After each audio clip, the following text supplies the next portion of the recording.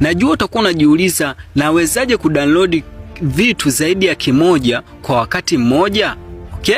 Nawezaje kudownload kitu kutoka Instagram au kutoka TikTok au Facebook? So, karibu Tech Janja, ni sehemu salama ya teknolojia kukuchambulia how to use technology.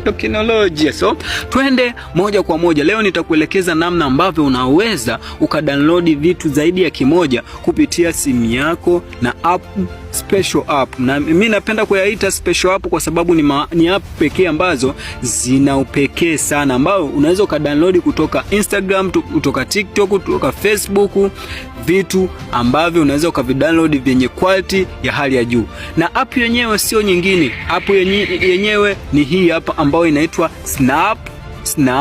SnapTube. Hii hapa ya njano, hii hapa ndio inaitwa SnapTube, ambayo tunaenda kuireview leo ili ni kuonyeshe vitu vilivyojificha kwenye app hii. So, moja kwa moja tutaibonyeza namna hivi.